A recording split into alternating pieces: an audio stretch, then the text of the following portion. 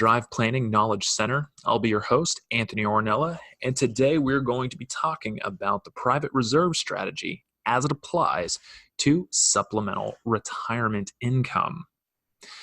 If you've seen the other videos, you know that the private reserve strategy has many uses while you're in your working years. And today I want to take a fast forward look and applying it to your retirement. What does it look like once this thing is ready to start generating income for you on the back end? If you need to get a hold of me or any one of our team members, here's our contact information. Let's dive in. So current assumptions, we have a 35-year-old male married. His planned retirement age is 65 years old. And his projected life expectancy as a 35-year-old male who is married is 92 years old. Current tax rate, 25% for his income. Now, keep in mind, this is not sole source of retirement income. This is supplemental, right? Additional on what they have. Most Americans are using an IRA in addition to their other retirement vehicles to supplement or generate more income in retirement by saving. So let's take a look. You have limits to how much you can contribute annually to an IRA, and currently, when this is being recorded, it is $500 a month or $6,000 annually. Now, when we compare this, I really want to compare apples to apples when it comes to the private reserve and the IRA. So we're not going to adjust contributions at all. Now, one of the advertised advantages of the IRA is it is pre-tax money. So that $6,000 that goes in annually is before tax. So your perceived annual savings is $1,500. You're saving on that amount of money being taxed. Now, with the private reserve, it is post-tax money, so you have to accommodate for that in the calculations. So it's $7,500 technically, because you're not keeping that $1,500 in tax savings. So as of right now, the IRA looks pretty darn good comparatively. Your 30-year total of your contributions, 35 to 65, is $180,000. That is just what you've contributed. Now, with the annual return, I think this is very important to note. With an IRA, there is no guarantee, there is no predictability as to what you will get. Historically speaking, it has been negative, as in later on in those 30 years, negative months or negative years have a greater exponential impact on your losses. However, I want to be fair here and compare apples to pure apples. And so we're going to assume you're going to earn 6% in that IRA, which is currently beating the market average. Now, with that rate of return after 30 years, your total in retirement is $352,000. Now, again, same thing over here. What's the big deal? The IRA looked like it's kicking butt. Here's where the private reserve really starts showing its power. Now, you are going to withdraw, again, this is supplemental. Every year, you're going to withdraw $35,000 from your IRA or from your private reserve.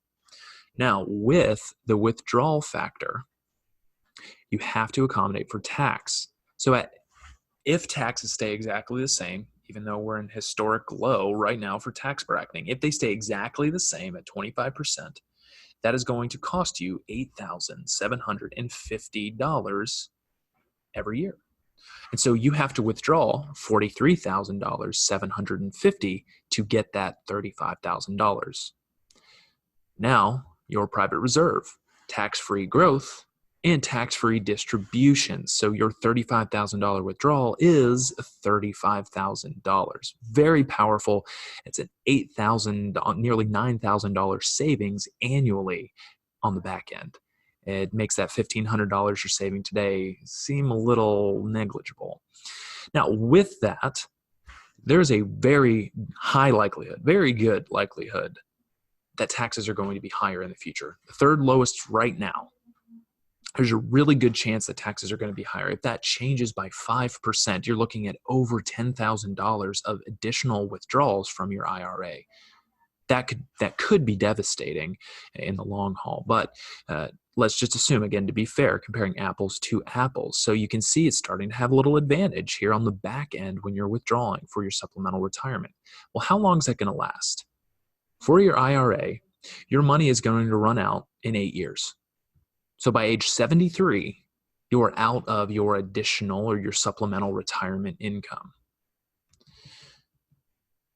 The private reserve is going to last 67 more years. So you're not going to run out of money until you're 132, pulling that $35,000 out. Again, not adjusting for inflation, changing economic states, the price of tea in China, any of those things. 8 years or 67 years. Now, what does that mean? Well, let's pull it back. Let's say you're going to last until 120 years. That means you can withdraw $39,000 annually. Again, tax-free. But your average life expectancy in this situation is 92. So at 92, that means you can withdraw nearly $50,000 every year tax-free compared to a $43,000 withdrawal that only equals $35,000. This is the true power of the private reserve when you warehouse your money more efficiently. Not only does it supply protection against increasing tax brackets, not only does it offer you predictability in a very crucial time in life. In retirement, predictability is as good as gold. Supplemental retirement plans, full bore retirement plans, this approach is going to offer so much more value to your life, so much more predictability over the long haul for you and your family and your loved ones that you're going to leave behind. This is a great path forward, and I encourage you to investigate more about the private reserve for your supplemental retirement plans. And again, here is our contact information. If you want to know more, don't wait. Getting started earlier is so much more powerful than getting started later. And again, this was Anthony Ornella with the Drive Planning Knowledge Center. You have a wonderful day. Be intentional, keep more, make more, and live more with Drive Planning.